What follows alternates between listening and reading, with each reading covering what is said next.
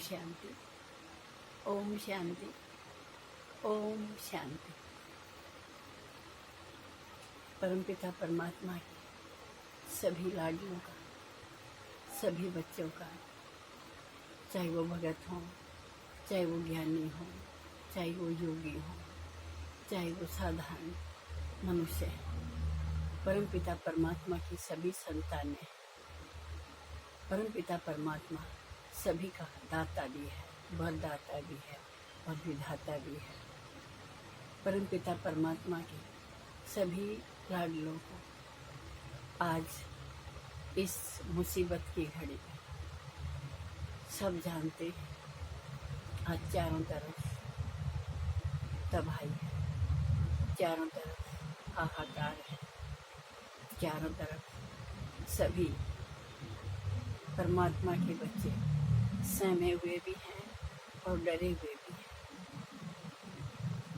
परमपिता परमात्मा कहते हैं, हे मेरे लाडले बच्चों,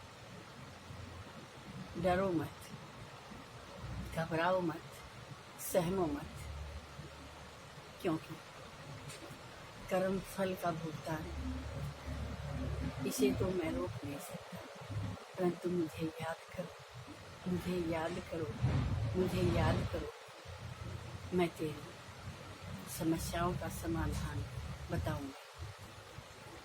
मेरा सभी भाई बहनों से, सभी परमात्मा प्यारों से यही अनुरोध है कि इस समय ऐसी स्थिति में हम उस परमपिता परमात्मा को दिल से याद करें।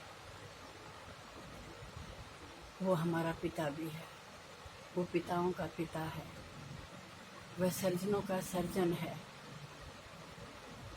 वह जादूगरों का जादूगर है, वह सबकी सुनता है, वह सबकी मानता भी है, परंतु वह भी अपनी मर्यादाओं में, अपने नियमों में बंधा हुआ है। परमपिता परमात्मा हमें कर्म करने में आज़ाद छोड़ता है। बाप बनकर वह हमें लाड प्यार भी देता है, छूट भी देता है, लेकिन अच्छे बुरे की समझ भी देता है। वह हमें हर चीज़ से संपन्न बनाना चाहता है, परंतु जब कर्म करने के बाद फल आता है तो वह अपने उस धर्मराज की कुर्सी से भी बंधा हुआ है। वह धर्मराज की मर्यादाओं का उल्लंघन नहीं कर सकता। इसलिए हे परमात्मा प्यारे सभी आत्माओं, परमात्मा को याद करो। ऐसी दुख और संकट की घड़ी में वही हमें उभार सकता है, वह हमारी मदद करेगा, वह हमें समय पर हमारी जो चाहना है उसे हम तक पहुंचवाएगा। हम उसे दिल से याद करें, उसके बिना हमारे पास साधन नहीं है। हे मेरे भाई और बहनों, इस समय परमपिता परमात्मा ही इस समस्या से, इस आई हुई तबाही से, इस संकट की घड़ी से हम सबको उभार सकते हैं। परमात्मा की याद में वो जादू है, परमात्मा की याद में वो शक्ति है, परमात्मा की याद में वो ऐसा जादू है जो और किसी के पास नहीं है। परमपिता परमात्मा की याद भोजन है, दवाई भी है, अमृत भी है। वह हमारे लिए हर प्रकार से, हर समय, हर स्थिति में हमारा मददगार है। क्या लौकिक में माँ बाप अपने बच्चों के मददगार नहीं होते हैं? इसी प्रकार वह हम सबका माई बाप भी है, परम गुरु भी है, परम हितैषी भी है, परम मित्र भी है, परम वैद्य भी है, परम परम न्यायकारी भी है। इसलिए किसी भी बात के लिए उस पर शक ना करें। ये सब हमारे कर्म फल हैं।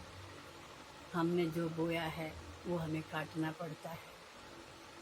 हे मेरे भाइयों और बहनों, परमात्मा पर विश्वास करो, उसे याद करो, लेकिन सबसे पहले उसे याद करो, फिर संसार की तरफ जाओ। देखो, वह संसार से आपको सब कुछ दिलाएगा, मदद भी दिलवाएगा, सहयोग भी दिलवाएगा, स्नेह भी दिलवाएगा, साधन भी दिलवाएगा, परंतु सबसे पहले उस परमपिता परमात्मा को याद करो।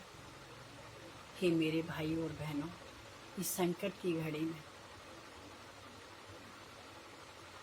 सत्संग सुनना, सत्संग करना शायद भी हमें अच्छा न लगे, परंतु सत्संग का अर्थ केवल गाना बजाना नहीं है। सत्संग और मनोरंजन में अंतर है। सत्संग और मनोरंजन दोनों अलग अलग हैं। हमने सत्संग को मनोरंजन के रूप में ले लिया। हे मेरे भाइयों और बहनों, सत्संग भोजन है, सत्संग दवाई है। सबसे ऊंचे ते ऊंचा सत्य एक परमपिता परमात्मा है। उसकी चर्चा, उसका साथ, उसका गुणगान चाहे अकेले में करो, अंदर से करो, चाहे मिलकर करो, उसी का नाम सत्संग है। और सत्संग मनोरंजन नहीं है। जैसे किसी दुकान में हम मिठाई देखकर खुश होते हैं, मनोरंजन यानी शारीरिक कलाकारी हमें थोड़ी सी देर की खुशी दे सकती है, लेकिन असली खुशी तो मिठाई के खाने से होती है ना। तो सत्संग हमारा भोजन है। इस शरीर को चलाने वाली एक आत्मा है, एक शक्ति है, एक अणु है, एक प्रकाश बिंदु है। शरीर और आत्मा दोनों अलग अलग हैं। जब दो अलग अलग हैं तो दो का भोजन भी अलग अलग है, दो का स्नान भी अलग अलग है, दो का मर्ज भी अलग अलग है, और दो का भोजन भी अलग अलग है, और दो का स्रोत भी अलग अलग है। हमने बहुत समय से तन को पोषित किया, तन को भोजन खिलाया, मन को भोजन, आत्मा को भोजन नहीं खिलाया। भोजन के बिना हम शरीर को एक दिन या 2 दिन भी नहीं चला सकते, तो आत्मा का भोजन के बिना क्या हाल होगा। भोजन के बिना आत्मा कमजोर होती चली गई। मन आत्मा का हिस्सा है, आत्मा का पुत्र है, आत्मा की शक्ति है। आत्मा की 3 शक्ति है, मन, बुद्धि और संस्कार। हमने तन को बादाम, किशमिश, खाना, फ्रूट सबसे पोषित किया, लेकिन गाड़ी का चलाने वाला ड्राइवर उसके खाने पर ध्यान नहीं दिया। इसलिए आज शरीर भी डोल गए और इसको चलाने वाला इसका रथी आत्मा तो कमजोर होती ही गई। सत्संग शौक नहीं है, सत्संग एक दवाई है। सत्संग शौक नहीं है, सत्संग भोजन है। इसलिए परमपिता परमात्मा का संग करके, उसके गुणों का संग करके, उसकी शक्तियों का संग करके, उसकी याद का संग करके, उसकी पहचान से अपनी आत्मा को मजबूत बनाओ। सत्संग आत्मा का भोजन है। जितना इसे करोगे आत्मा में उतना ही बल आएगा। और आत्मा अगर बलवान है तो शरीर को भी उठा लेगी। शरीर कमज़ोर भी होगा तो अगर हमारा मन मजबूत है तो शरीर को भी चलाएगा। लेकिन अगर हमारा मन मजबूत नहीं, यानी आत्मा मजबूत नहीं, तो वो शरीर को भी चला नहीं सकती, वो शरीर चल नहीं सकता। हे मेरे भाइयों और बहनों, मैं वक्ता तो नहीं, गायक भी नहीं, परमपिता परमात्मा की आज्ञा का पालन करना, उसके ज्ञान को अपने भाई और बहनों तक पहुंचाना, बस एक यही तमन्ना है। और शायद परमात्मा ने ये जीवन दोबारा इसीलिए दिया है कि मैं परमात्मा की कुछ बातों को, कुछ ज्ञान को जो इस बाबा की बच्ची ने अनुभव किया है उसे आप लोगों तक पहुंचाऊं। परमात्मा की याद आत्मा की खुराक है, और खुराक के बिना क्या हाल होता है आप सभी जानते हो। इसलिए परमपिता परमात्मा के सानिध्य में रहो, उसे पहचान कर याद करो। वो शक्ति का स्रोत है, वो गुणों का स्रोत है, वो स्नेह और प्रेम का स्रोत है, वो आनंद का स्रोत है, वो शक्तियों का स्रोत है, वो पवित्रता का स्रोत है, वो सुख और शांति का स्रोत है। और जब स्रोत से जुड़ते हैं तो हम भी स्रोत बन जाते हैं। इसलिए हे मेरे प्यारे भाई और बहनों, परमात्मा को याद करने का मतलब ये ढोंग नहीं है। कई बार पूछते हैं कुछ बच्चे, क्या परमात्मा को याद करना जरूरी है?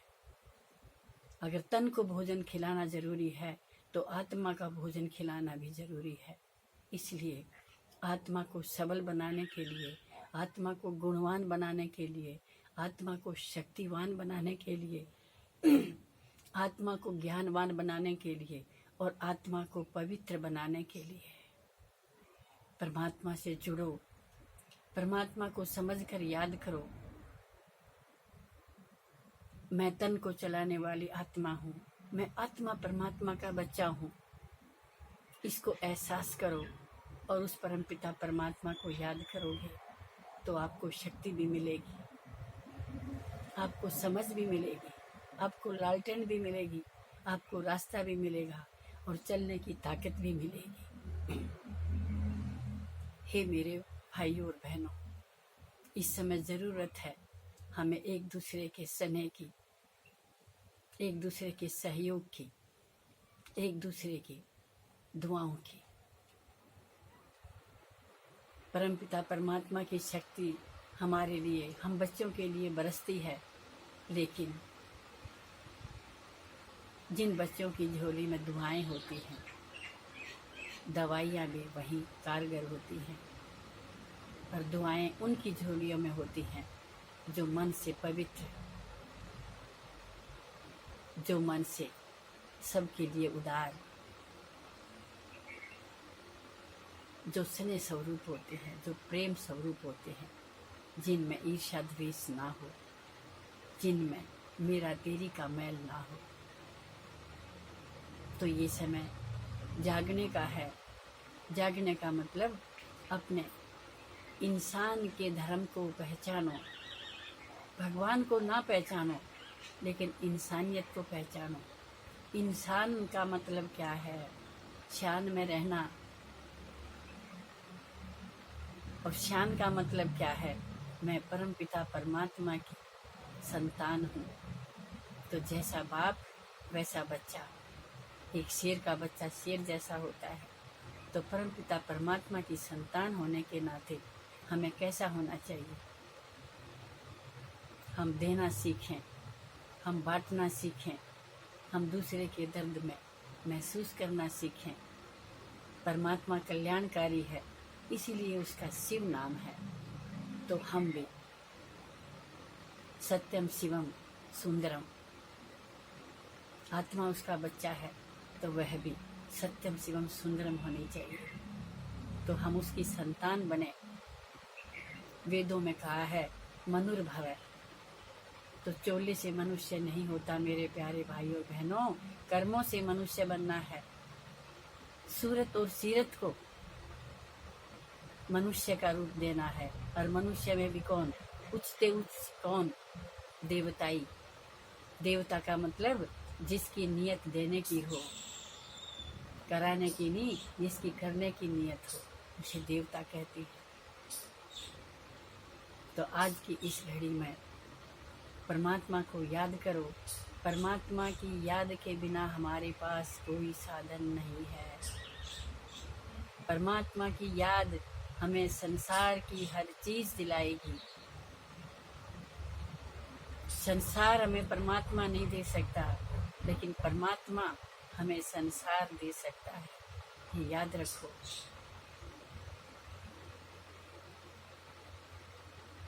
परमात्मा को याद करो, परमात्मा को याद करो, और उसको जान पहचान कर, अनजाने में नहीं।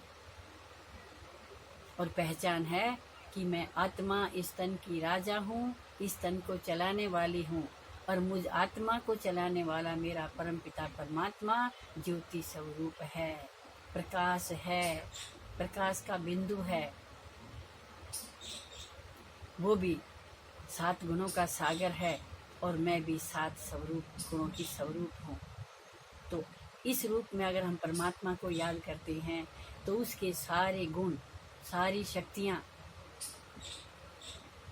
सारा ज्ञान हमें भोजन के रूप में प्राप्त होगा, और हमारा मन, हमारी आत्मा इतनी मजबूत हो जाएगी कि हम आने वाले समय में भी, और जो अब है उस समय के दुखों को उठाने के लायक हो जाएंगे। अगर किसी के पास भारी सामान हो और वो किसी से उठवाना चाहता हो, और उठवाने वाला कहे कि मैं तेरे को उठवा तो नहीं सकता, लेकिन मैं शक्ति इतनी देता हूँ कि तू इस बोझ को उठा लेगा, और उस शक्ति से वो उस बोझ को उठा लेता है। परमपिता परमात्मा भी हमें यही कहता है, हे मेरे लाडले, तेरे कर्मों को मैं माफ तो नहीं कर सकता, लेकिन अगर तू मुझे मानेगा, जानेगा और मुझे याद करेगा, तो मैं तेरे को वो शक्ति दूंगा जो तेरे दुखों को पहाड़ से राई और रुई बना देगा। उसका तुझे एहसास नहीं होगा। तो हे मेरे भाई और बहनों, आज इस संकट की घड़ी में ये छोटा सा वक्तव्य, छोटी सी बाबा की वाणी, छोटा सा बाबा का ज्ञान की पुड़िया मैं आप सब लोगों को देना चाहती हूँ। मैंने स्वयं भी खाई है, और वो मैं आपको खिलाना चाहती हूँ कि परमपिता परमात्मा की तुम सभी आत्माएं संतान हो, और आत्मा से परमात्मा को याद करो, और इस संकट से निकलने का रास्ता प्राप्त करो। ओम शांति, ओम शांति, ओम शांति।